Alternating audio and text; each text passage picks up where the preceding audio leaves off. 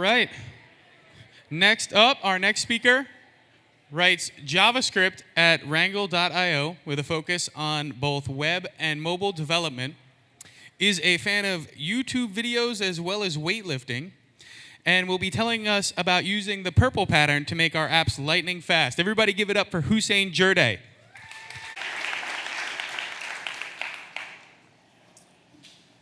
Hello, everybody. I can try reading this out loud, but I think I'll take the fun out of it. So I'll just leave it up for a minute in case everyone wants to read. So my name is Houssein Djirdeh. As Ken mentioned, I work for Wrangle.io. And today I want to talk about progressive web patterns, specifically a single type of pattern. And it's called the purple pattern. I'm going to talk about what it is and how you can use it in your applications. So before we go into any details, I want to talk about mobile for a bit. I think it's safe to say that the vast majority of us in this room own a mobile device of some sort. Now, what we do on our mobile devices can vary day to day, but the amount of time we spend on our smartphones and tablets will only increase year after year after year.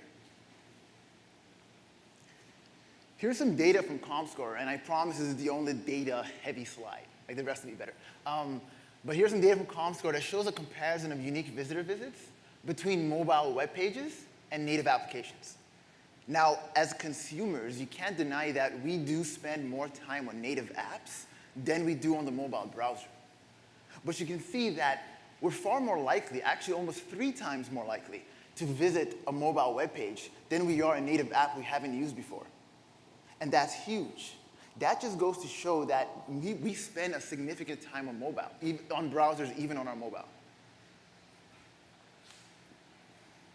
So how can we make the experience of web pages better for users who visit it on their mobile device, or any device for that matter? Well, there's a number of different ways, but today I want to talk about a few. Now, before we do that, I want to first talk about the web. So when I open the browser on my mobile device, and I type something into the URL, or any device actually, and I type something into the URL and I press enter, a request is made into a remote server, and after a certain period of time, the server responds with content that the browser needs. Now, usually, this is in the shape of an HTML document. The next thing the browser needs to do is that it needs to parse that HTML document and find out if it needs any other resources that the user needs to see. If it does, it also submits a request for it, and a server will respond with that content. Now, this can be CSS files for styling, it can be JavaScript for dynamic content, and it can even be static images, for example. But we know that with a typical web page, multiple requests are usually needed in order to get all the content for the user. Let's assume that this is the HTML document that was first retrieved on the initial request. We can see that there's a style sheet that's being referenced, as well as a script tag. Now, one thing that we can do in order to help the fact that multiple requests are usually made is to leverage something called preload. Now, preload has a syntax that I think a lot of us are really familiar with. It's a link HTML tag, and we define a rel attribute with a preload value, and we define the location of the file that we want to preload. Now, we also define an as attribute to define what type of file. In this example, it's just a script.js, so we're saying it's a script type resource. Now, what does preload actually do? Preload allows us to tell the browser which files are going to be needed immediately after the page loads. When we say this JavaScript file needs to be preloaded, the browser knows that, OK, I'm going to set this to a high priority. I'm going to download it as soon as I can, instead of actually waiting to discover it. Now, preload can be used for more than just JavaScript files. It can also be used for style sheets. And again, it's the as attribute that defines what type of resource we're trying to preload. We can use preload to sort of set high priority for images, fonts, audio, video, and there's even more, and this is just a few. Prefetch is something else that you can leverage. So the idea with prefetch is we're still telling the browser that this resource is important, but the difference here is that prefetch is for resources at a different navigation route.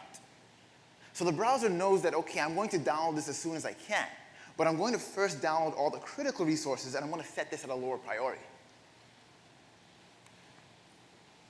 So it does seem relatively straightforward to just add link preload and link prefetch tags to the header of your HTML document, but things are a little more complicated if you're building a complex web application and if you're using a module bundler.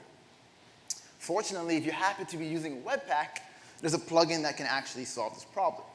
So Preload Webpack plugin was actually built by Adi Osmani from the Google Chrome team, and what it does is it actually allows you to attach preload tags and prefetch tags for specific chunks that get outputted or your main bundles.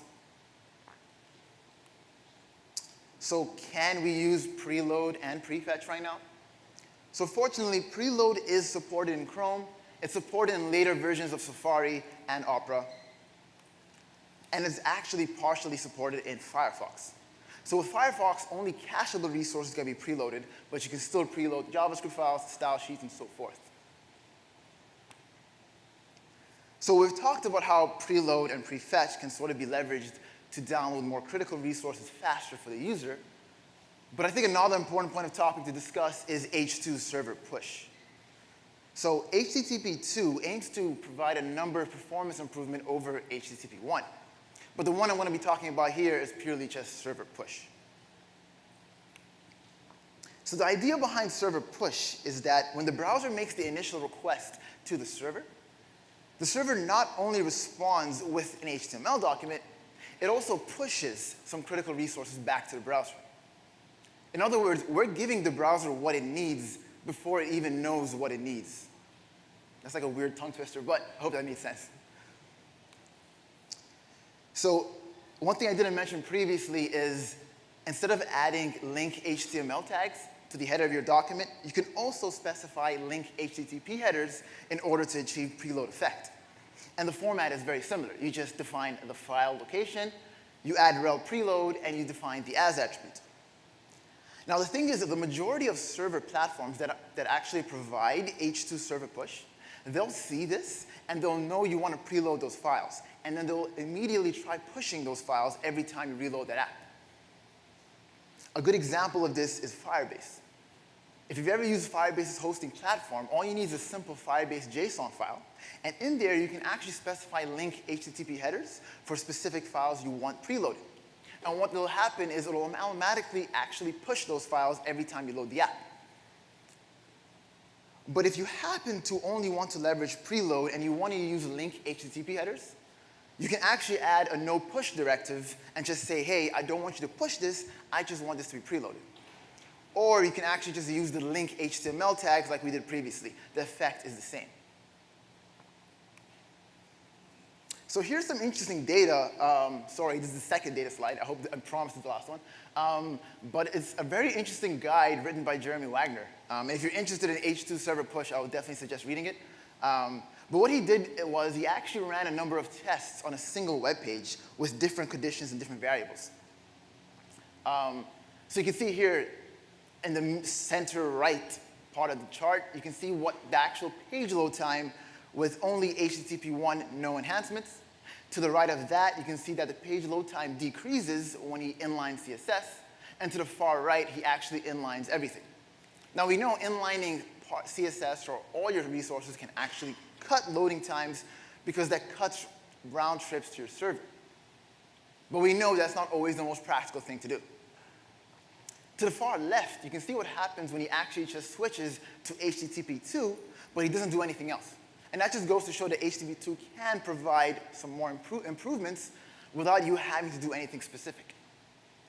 To the right of that, he purely just pushes CSS. And to the right of that, you can see what happens when he pushes everything. Notice that the page load times is actually lower when he only pushes CSS and not when he pushes everything.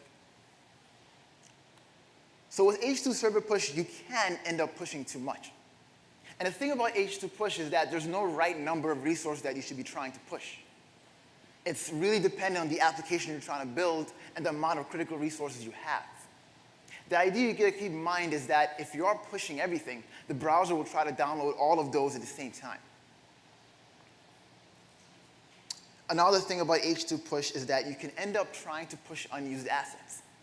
And the idea is if you're telling the server, I want you to push script.js, but you're not actually using script.js in your application, you're wasting network bandwidth. This can actually also happen with preloading and not just push specifically. The nice thing about Chrome DevTools is that it will actually give you a warning message if you try preloading something and it's not being used within 3 seconds, and that's really useful. And another really important thing is the browser cache. So the thing is, when you actually try reloading your application, sometimes certain files get cached into your browser. The thing about server push is that it doesn't know about your browser cache. It's only going to keep trying to push those files. Now, again, this could be kind of a problem because as a user, if I reload the web page and those files are already cached, I don't need the server trying to push those files again. Again, we're wasting network bandwidth one more time. Now, we'll talk about a potential solution to this in a bit. So the idea here is whether you're trying to leverage preload, whether you're using prefetch, whether you're using H2 push, it's important to try to think of critical resources in your web page and your application and trying to give the user that as soon as possible. So now let's shift gears a bit and let's talk about something I think we all see time to time, the dinosaur. And this happens if you have a flaky network connection and you happen to be opening up Chrome. So one thing that can actually help in this problem is something called service workers. So service worker, simply put, is a script that runs in the background of your browser when you view a web page. So how do I add a service worker? You can try creating the file and writing all the logic yourself. Or you can use a specific library that will create a service worker for you. One such library is Workbox, and it's also built by the Google Chrome team. You can install Workbox CLI globally, and then you can run the generate service worker command. And the next slide is actually a GIF, and I'll show you what happens when you run that command. What happens is it actually asks you a couple of questions. The first one is, what is the root of your web app? If you're using a module bundler, you most likely have a specific folder where all your bundles get placed. And it also asks you which file types do you want to cache. You can say, I want my HTML files only cached, but I also want JSON, I want PNGs, you know what, I want everything cached. And you can actually check each single one. The next question is, whoops. Sorry, guys. I hope that doesn't happen again. But the next question, it also asks you, after you say which files you want cached, is where do you want your service worker file to live? And the very last question is, do you want to save these settings into a separate configurations file?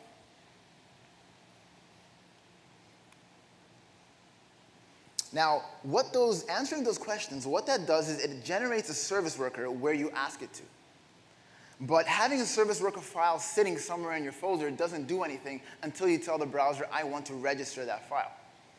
You can do that by adding a simple script tag to your index.html. So the very first thing you can do is say, hey, does service worker exist for this browser? Because not all browsers currently support service workers.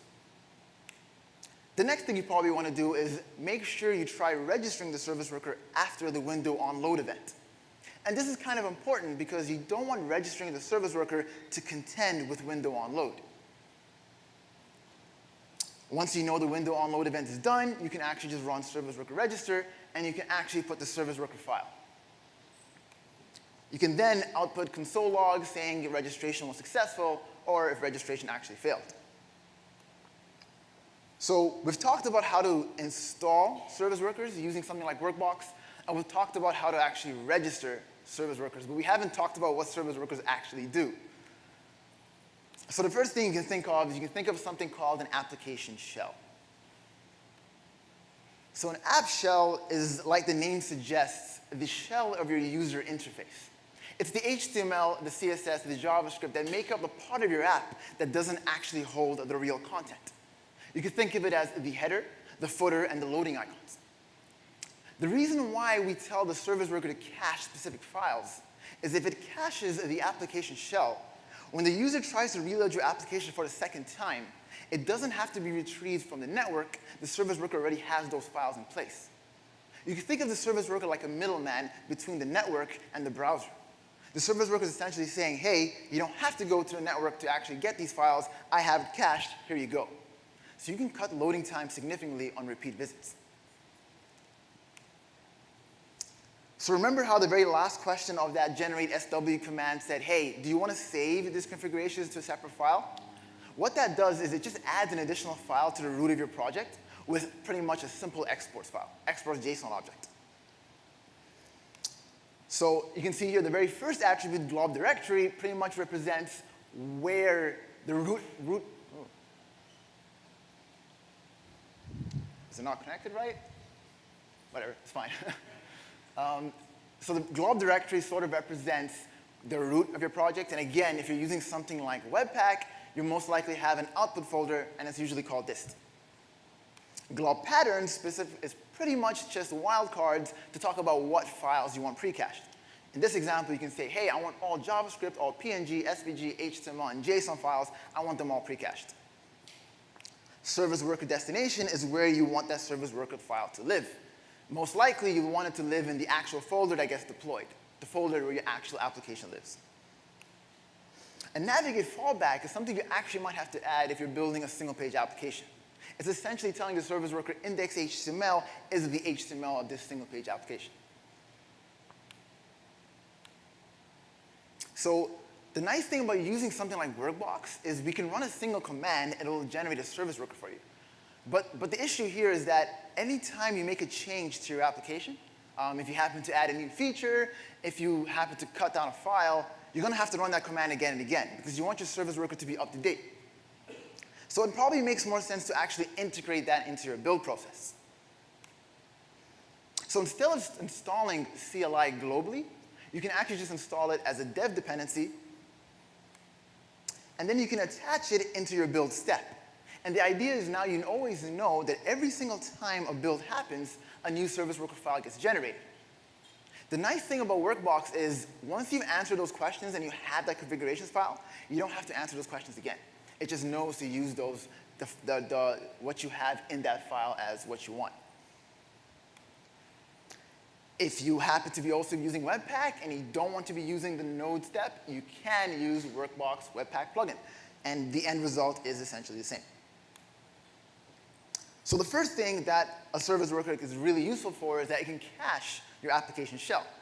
But another thing about applications is that there's always dynamic content. There's external resources.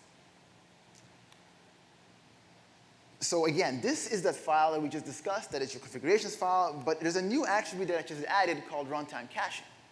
Now the thing about caching dynamic content, the idea here is you're telling the service worker to cache external resources, so when the user actually loads your application without a network connection or a flaky network connection, they can see older data as opposed to seeing no data at all. And here, I'm just saying, hey, with yourapi.com, whenever that URL pattern, that API is hit, I want you to cache that data. I'm setting a network-first strategy. And what network-first pretty much means is always return the data from the network. But if the network happens to fail, give me what the service worker has. So every time the network succeeds, the service worker is going to update with the most recent information. But when you don't have a network connection, you know that the app is going to work with slightly older data than no data at all. Now, network first isn't the only strategy. You can also have a cache first strategy, which works in kind of the opposite way.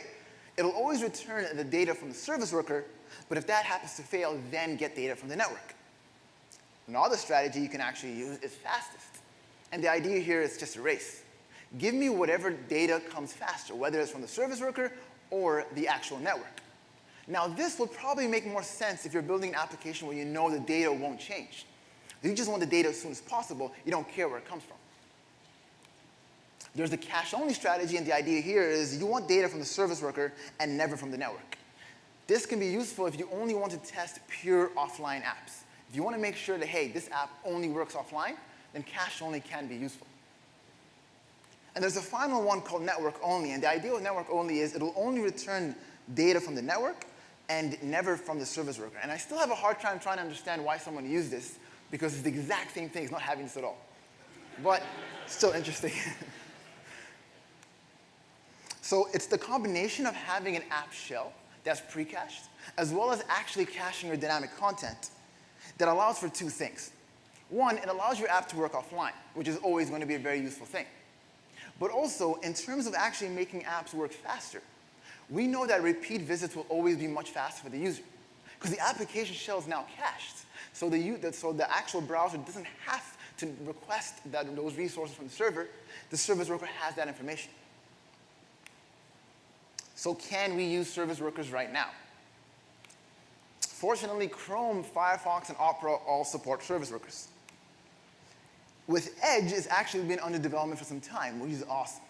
And just last week, I believe, Safari announced that they're currently developing service workers. And that's awesome, because with both of those browsers actually supporting service workers, we know that all major browsers will eventually support it. Now, it's going to take time for service workers to be fully functional on both Edge and Safari, but we still know it's really promising for it to be in the future. So remember how when we were talking about H2 push, the very last thing I said was the thing about server push is that it's not cache aware. It doesn't know how the browser cache works. And this is where a service worker can come in handy, because the service worker cache is actually different from the HTTP cache. And the idea here is, with an H2 push app, I can load an application for the very first time. And the critical resources will be pushed immediately to the user. And those resources can be cached by the service worker. Now, the second time I reload that application, because the service worker acts like a middleman, the service worker can actually provide the browser with those resources and not have to open a connection between the server and the browser. So it's kind of like the best of both worlds. You're getting faster first visits because H2 push is enabled, and you're also getting faster repeat visits because your resources are cached. Now, the next thing I want to talk about is bundles. I think as JavaScript developers here, we all use UI frameworks of different kinds. And in the past 5 to 10 years, these frameworks and libraries have allowed us to build single-page applications more powerful than ever before. Like, we can do so many more things more on the client side.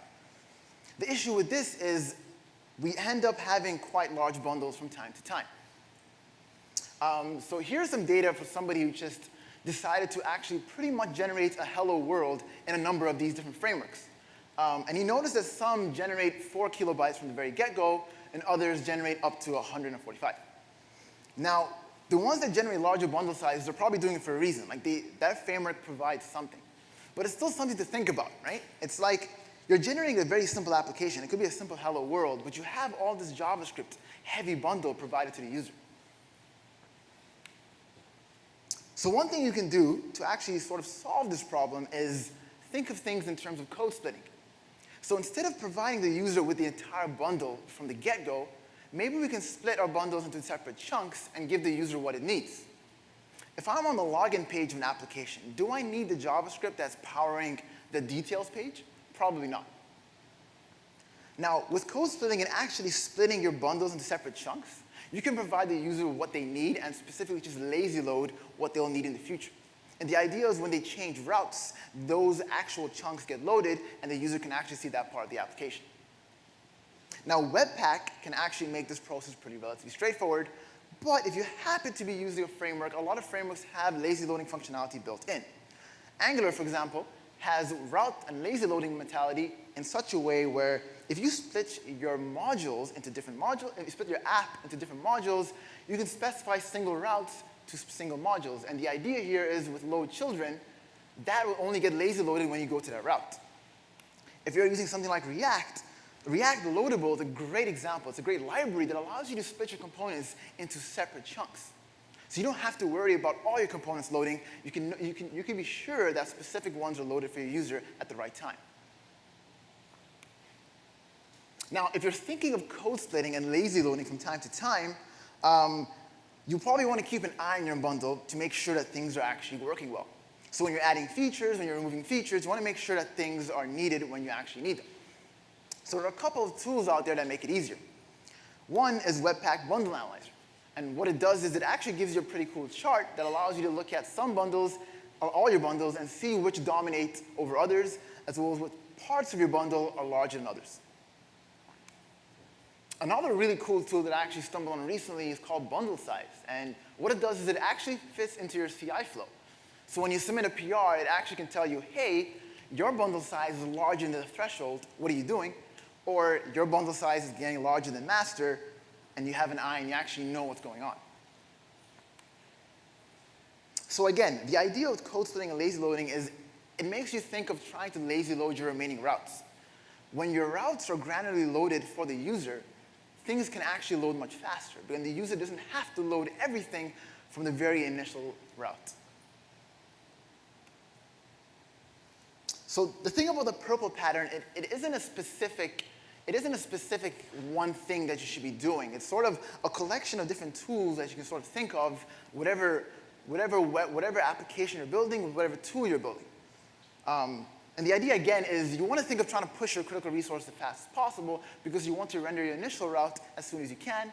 You want to pre-cache all your resources, and you want to lazy load your remaining routes. If you're thinking of things in this manner, you can actually make sure that your app not only loads as fast as possible on the first time, but also loads very fast on repeat visits.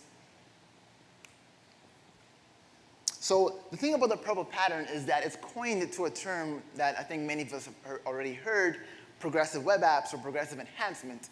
And Thomas made a very, very good point earlier in his talk about how URLs are so easy to use. The thing about URLs and the web is that, yes, native applications have gotten so more powerful, but allowing the user to send a URL to someone can never be, it's as easy as it actually can be. And the reason why progressive web is so important is that it makes sure that the web is always going to be accessible. And the idea of enhancement is that regardless of what device you're using, if you're using a mobile device with a poor network connection or a very old phone, you can still access your application as fast as it could. As developers here, we all tend to actually build our applications on powerful MacBooks, and we all test them on our iPhone 6 phones with great Wi-Fi, but it's different when you're using a Moto G4 phone with an emerging markets connection. But at the same time, progressive web apps aren't trying to replace native, and it's something that I hear from time to time when someone is interested in the topic. They're like, oh, progressive web apps are a replacement. And I feel like comparing progressive web apps and native apps is like comparing apples and potatoes. Like, it doesn't make any sense. The thing about progressive web apps is that people use the browser on their mobile phones and any device. And the idea is that we can make that better regardless of what device they use. Native apps will exist and they have a purpose, but why not make the browser better? The one thing that's important to think about is time to interactive. And the idea of time to interactive is how fast your application can load that the user can actually do something meaningful with it. Now, I see a lot of interesting stats online. I think I saw one that said the average time to interactive for mobile browser pages is 16 seconds. And I think I saw another one that said it's 19 seconds. I feel like these numbers are just getting crazier and crazier. But honestly, if it's greater than 5 seconds, if your app takes more than 5 seconds to load on your mobile phone, keep in mind that some users will probably just give up. If it takes more than 10 seconds to load on your mobile phone, there's a very high chance that a large majority of users will probably stop trying. And again, when you're testing your app on your desktop machine, it might take 3 seconds to load, but the experience is going to be different on different devices. So as JavaScript developers here, we all tend to use different frameworks. We don't usually try building things with vanilla JavaScript. I'm sure many of us here do. But I think frameworks and libraries are something that pushes us and allows us to work and build complex UIs. So React is doing strides, and that Create React app now has service worker functionality built in. When you actually spin up an application with Create React app, you have a service worker from the very get-go. Angular is also taking steps to actually add progressive enhancement into the framework. They did a lot of improvements in terms of the new Vue compiler, as well as their 4.0 release. They're also working on a service worker library on their own, so you don't have to leverage something like Workbox if you can use their own library. Preact is an excellent UI library with a very small footprint. You're looking at 4 kilobyte sizes. And Preact CLI, which was also launched quite recently, allows you to spin up a Preact React app, with the purple pattern built in, with code splitting built in. And you know that with all of that built in from the very get-go, it's easier for you to make an app that's progressively enhanced without having you to add too much overhead. Vue and Svelte are also excellent frameworks that actually allow you to build applications with low footprints. And Polymer was actually the first library that coined the term, the purple pattern. The Polymer toolbox or the starter kit actually has the purple pattern baked in from the very get-go. And for people who don't know what Polymer is, it's an open source library that aims to simplify the use of web components. So there's a couple of interesting resources that I actually just wanted to show that I think is super useful. The very first is something called Lighthouse. And what Lighthouse is, it's an open source auditing tool that runs your web page, it runs a number of tests against your web page, and it gives you a score at the very end. It usually takes a few minutes. You can install the Chrome extension, like I have here, or you can use the Node CLI tool, and it gives you an interesting report on how well your app is doing in terms of progressive technologies, how well it's doing in terms of performance, as well as accessibility and best practices. Chrome recently actually added Lighthouse into the audits. So you don't even have to use a Chrome extension or the CLI tool. You can perform an audit right directly inside DevTools. And what it does is it actually runs Lighthouse tests on a simulated device on throttled connections. So you know that you're actually going to be testing more realistic conditions than you are on your desktop machine. Another super cool tool is Lighthouse CI. And what that does is it allows you to have Lighthouse integrated into your pull request flow. So when you're actually creating a pull request, it'll actually tell you what your new Lighthouse score is and if you're actually changing the score from what it was previously. Web page test is actually an awesome tool, and what it is it allows you to test your devices on it allows you to test your app on a number of different devices and a number of different connections. Web page test, simple testing makes that pretty straightforward. You put your website URL, you pick emerging markets, mobile, faster 3G, or desktop. If you want more fine-grained control, you can do advanced testing. And the end result is it actually gives you some very thorough test results. It gives you some your network waterfall. It gives you a film strip view of how your app is doing, so you can see when first paint happens, as well as your first interactive.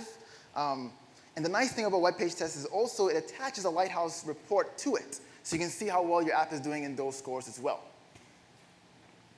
Another thing I also wanted to show, actually, and this is something that I helped Adi Osmani build, was something called HNPWA. And the idea here is, and I know Hacker News clients are a dime a dozen, people build them all the time. But the idea here is what we wanted to do is we wanted to provide a place where people can submit their own clients, their own clones of Hacker News clients, and build it with different tools and make them progressive. So we want this to be a place where anybody can go and see, oh, I want to see how a Preact app can be a progressive web app. And there are examples of those. I want to see how React or Svelte or Vue, and we've seen some amazing contributions. I think that's everything I wanted to show. Yep, that's all my, and I'll put a tweet out where these slides live, so if anyone wants the resources, you can take a look at them anytime. My name is Houssein Djirdeh. I hope you enjoyed this talk as much as I enjoyed giving it. Thank you.